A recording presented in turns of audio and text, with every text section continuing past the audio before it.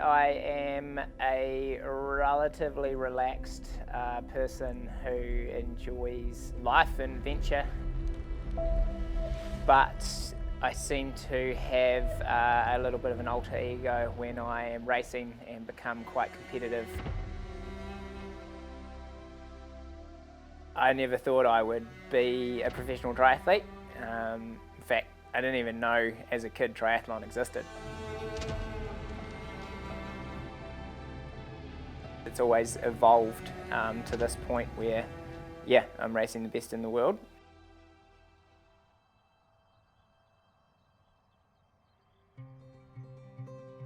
Methven is a sort of rural town based in a location of called Canterbury, New Zealand. Yeah, sort of traditional sort of way of life really in New Zealand. It still sort of represents that really. Obviously, it's really, I guess, fortunate to grow up in a really cool small town, and there's just over 1,000 people in the town. You literally knew everybody. Braden and I grew up here as kids on the farm, so a lot of our lifestyle sort of evolved around the farm.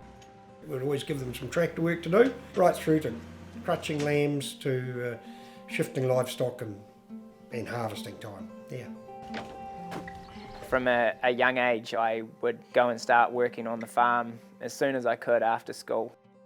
Braden didn't really gel with the education system. Between being dyslexic and the inability to sort of sit still and concentrate, you know, school probably wasn't really the greatest place for him. I left school quite young. One of my first jobs was to go to Canada and drive harvesters. I loved those long days. I thrived on the fact that they were like 17-hour days for 3 months, kind of back to back, and it's quite similar to what I do now. It's like you choose a period, you choose an event, and you work really hard for 3-4 months. He's got that determination and grit. When he gets his mind set on something, he just keeps going, and there's no, you know, oh, I've had enough, I'll go somewhere else. He just keeps going. If you're standing on the start line with him and you look at him, you know that he's done more training than you probably, you know, because he is dedicated to training and he works hard.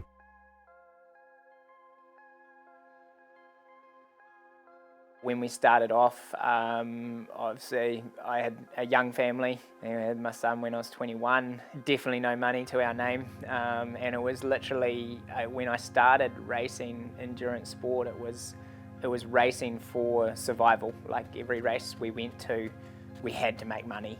The credit card was maxed every time we left the country. Becoming a father at a young age, it gave me a lot of consolidation in what I was doing, and I probably didn't realise it at the time, but I guess the focus for becoming, I guess, a professional athlete in a lot of ways was driven from having kids. Yeah, we've based a lot of places around the world and taken the kids to all these places too. We never know what's coming next. We do everything off feel and intuition and what feels right at the time, because that's all we've really got. We'll sacrifice anything for Braden to be the best he can be, but at the same time, there's this layer of fun and adventure within it all because it's so unexpected.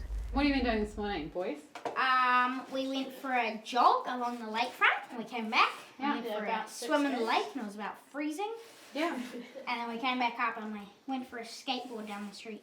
The journey for me has been a huge growing experience. It's as much watching my kids go through that experience too, and I think it's turned them into really, I guess, confident and quite self-motivated kids.